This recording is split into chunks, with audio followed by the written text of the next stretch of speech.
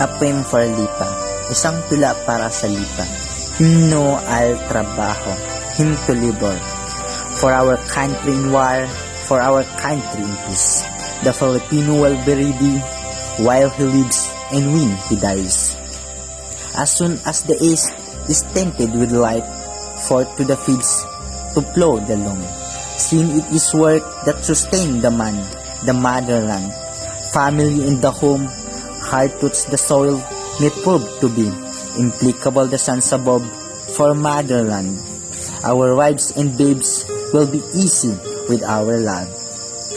Courageously set out to work, your home is safe with a faithful wife, implanting in her children love for wisdom, land, and virtuous life. When nightfall brings us to our rest, may smiling fortune guard our door. But if cruel fate should harm her man, the wife would toil on us before. Hail, hail, give praise to work, the country's vigor and her wealth. For work lift up your brow serens, it is your blood, your life, your health. If any youth protest his love, his work shall prove if we be good. The infinite alliance between religion and good education. As the climbing ivy overlifted, elm creeps tortuously.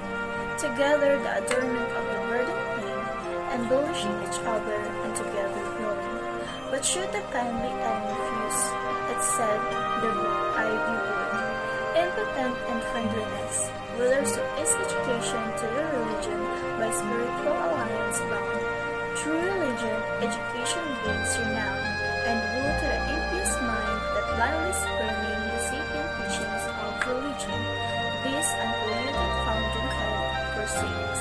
As the sprout growing from the Pompous vines proudly offers as its honey clusters, while the generous and loving garment feed its roots. So the freezing water of celestial virtue give new life to educations. Through seeding in it warm and light, because of them the vine smells sweet and gives delicious fruits. As the heavens dew, the meadow feeds and straightens, so that blooming flowers all the earth embroider in the days of spring. So also if religion's holy nourishes education with its doctrines, she shall walk in joy and generosity towards the good, and everywhere bears true the fragrant and luxuriant fruits of virtue. To the flowers of Heidelberg. Go to my native land, go foreign flowers, saw by the traveler on his way, and there beneath its azure sky, where all my affections lie. There from the weary pilgrim say, what faith is his in that land of ours. Go there and tell how when the dome, her early light diffusing, your petals first flung open wide, his steps beside chill nacre grown. You see him silent by your side, upon its spring perennial music.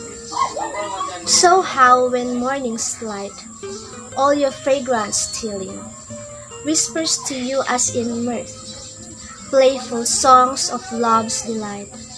He too murmurs his love's feeling in the tank he learned at birth.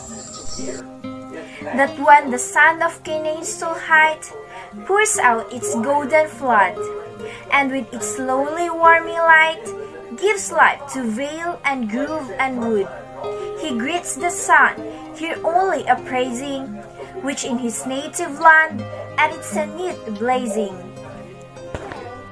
There of that day he stood, near to the rowing castle great by Neckar's banks, and shady wood and pluck you from beside the waiting.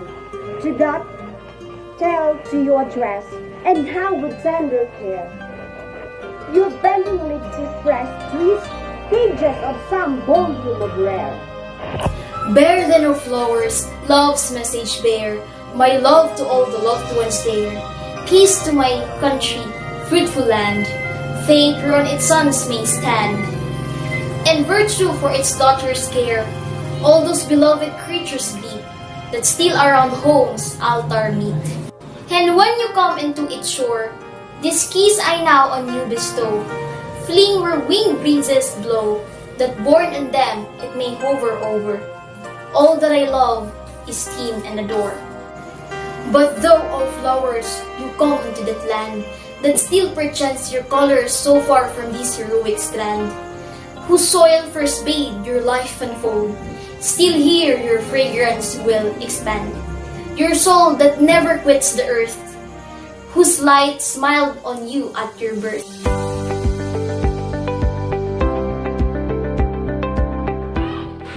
Poems are simply reflection of an author's feeling based on his experiences and present situation. Good Holy, today I'm going to discuss to you the poem entitled To the Flowers of Heidelberg by Dr. Jose Rizal, a literature under the Spanish colonialism. But before that, I'm going to tell you about the historical background. Rizal arrived in Heidelberg on February 3, 1866, after he studied medicine in Spain. He was fascinated with the bloom flowers he saw in the Nica River. Those flowers reminded him of the flowers in their home's garden in Calamba because of his mode of homesickness. In Heidelberg, he was astonished of the flowers along the Nica River, which made him compose the poem A las Flores de Heidelberg, or To the Flowers of Heidelberg, on April 22, 1866. His poem To the Flowers of Heidelberg is simply an expression of his sadness as he remembered family whom he loved so much. Now, to better understand the meaning of the poem, I'm going to tell you the interpretation of each stanza. So in the first stanza, Rizal requests the flowers to speak on behalf of him in the Philippines. Second, Rizal says that even in the early dawn when people in the Philippines start to do their activities, he is constantly still thinking of his country and its fellow men. In the third stanza, in exchange for their gift